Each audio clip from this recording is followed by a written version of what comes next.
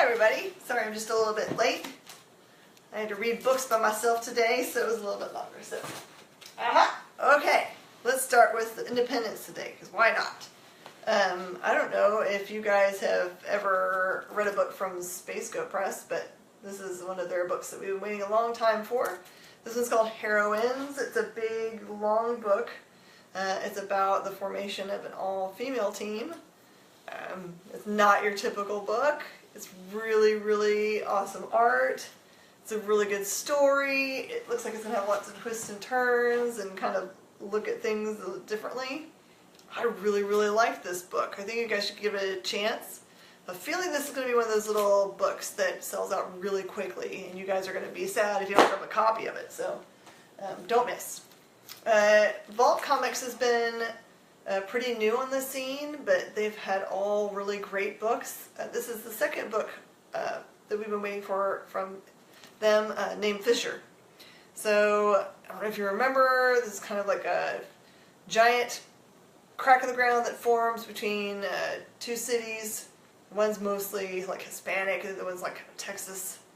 And in this one, you kind of find out that people are drawn to the fissure at night and kind of jump in. I don't think they're wanting to go in. Kind of like they become sleepwalkers. And I can't tell you a whole bunch more without ruining everything, but there is something down there. I just thought it was going to be a big crack in the ground. I was wrong. Alright, from Dynamite Comics, the first issue of Animal Jam, super cute. Oh my goodness, if you were looking for a super cute book for your kids, or if you just like super cute animals, because, oh, they're so cute. So think super...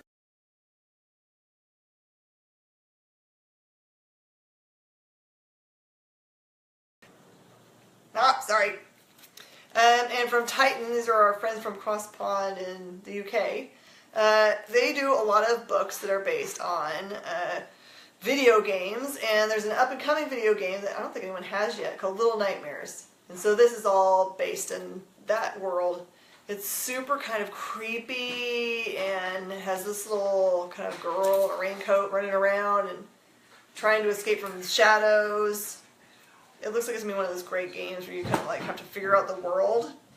So that's really cool. And I know you guys have been waiting for this for a long time. Remember, Saga's been kind of on a little hiatus for a long time. Ha! Here is the jump back into the universe. Now, if you haven't read Saga ever, never read Saga, fine. Jump in. It's all good. And it'll cost you $0.25. This is a quarter book. So you get to meet these main characters. Just know that there are two worlds. One's a moon, one's the regular world. They have two completely different species on them. One has wings, one has horns. Never should they be together, they never have, but the two main characters fell in love. The male's got the horns, the female's got the wings. And in this book, when you meet them, they've already had a child, but this is a story of their second one, and what they have to do because something goes wrong. Really gorgeous, gorgeous art. Not for kids, very mature title. If you go back and read the initial series, you'll see there's lots of graphic images in it, but it's so, so cool. Alright, let's do DC. Why not? Alright, you guys remember that we've just got through reading all of the really cool storyline called The Button, in which we see a little bit more of the connection that the Watchmen must be having to the DC Universe. So, when last we saw him, Reverse Flash, Thrawn, completely destroyed, right? He's just a skeleton. So when we meet, when we see Barry in this one, he's actually standing over the body and trying to figure it out. He's having a hard time focusing in this book, and he gets together with, I don't know if you can see, there's the Green Lantern. So they get together and have an adventure. Haha. So this basically takes place right after the events of those books, The Button. So this is called The Color of Fear. So I don't want to tell you much more because that might wreck that one. And Trinity, a series of books that is completely encompassing the idea of these three characters, Superman, Batman, and Wonder Woman, belonging together in the same team, and that they're intrinsically combined. They need to be together always. This is the first annual for this book. And it explores that idea and introduces maybe another Trinity Good guy or bad guy, I'm not going to tell you. It's really, really good. And the Teen Titans special. This is the end of the Lazarus contract. So definitely read this so you can get that storyline tied up. There is a major event that happens with Deathstroke in this book. And it may have some family matters tied to it. I don't want to say too much about that because I think it might be super important to the book. But it does involve Barry and Wally also. And the Wonder Woman book, this is an annual, and this has got a bunch of little short stories in it that are really entertaining. I don't think you need to have it for the main storyline, but it is something I would definitely pick up because it has really great art, and we're on top of the Wonder Woman movie, so it'll help you get in the mood for watching the Wonder Woman on the big screen. Alright, so I'm going to tell you guys a little bit about in what order you need to read this week. I would suggest the side titles first for Marvel and the stuff that's tied into the Secret Empire. When last we saw Sam Wilson, Captain America, he had kind of thrown down the shield and discussed all the things that were going on, even before Steve announced that he was Hydra. He was really, really worried about the way things were going just in general, so he had walked away. So in this book we find out that he is going to take on the mantle of not fighting against Steve, but instead helping the Inhumans go and find a way out of the country. And this ties into one of the other books, I want to show it to you so you can see it. First, this Uprising book, because you see him show up in that one also. Okay, so he, in this book, is going to find Inhumans and help them to escape the country. Because if they stay in America, they're going to get captured and be put into basically internment camps.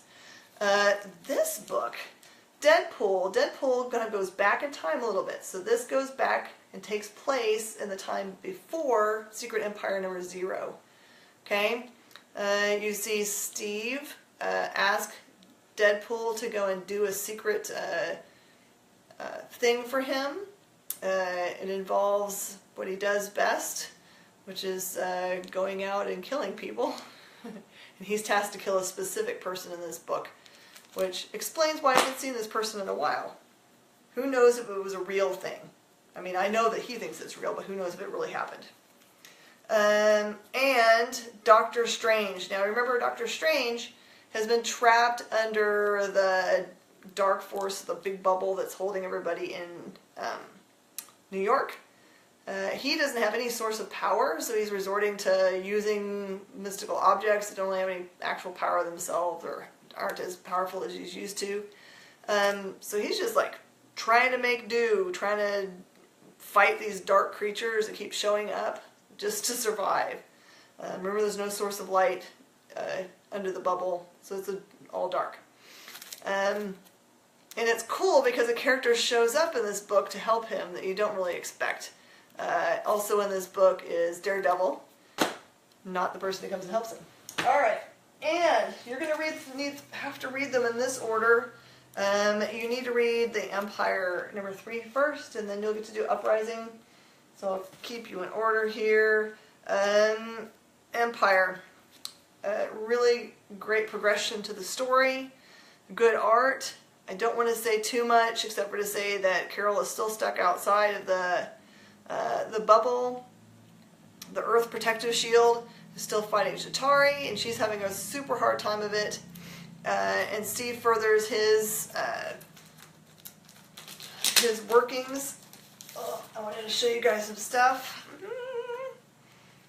So it deals a lot with, here we go. I wanted to show you these cool creatures. So they keep on trying to, you got these groups that are trying to go at Steve in different ways.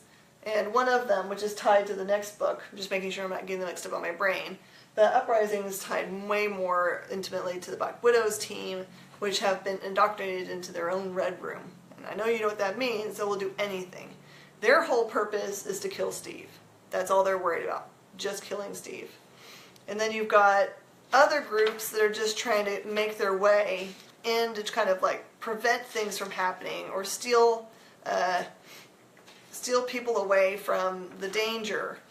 But there's a heartbreaking story in here about, remember the little girl that Steve looks like he saves the new Steve that we see appear in the woods at the end of number 2. A little heartbreaking story about her and what happens to her. And then you have a really important character that shows up at the very end who appears to also have joined Hydra.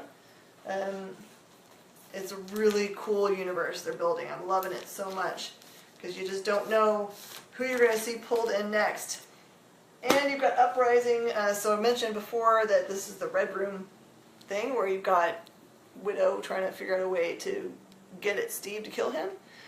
So she grabs most of the, I think it's all the Champions group that are the younger kids, and decides that she's going to have them try out for the Hydra Choir, so that they can get closer to Steve. Probably when he gets, they're going to probably have some kind of special event where the choir is going to sing, and it's very unclear in this book whether she is in fact asking them to assassinate him or not.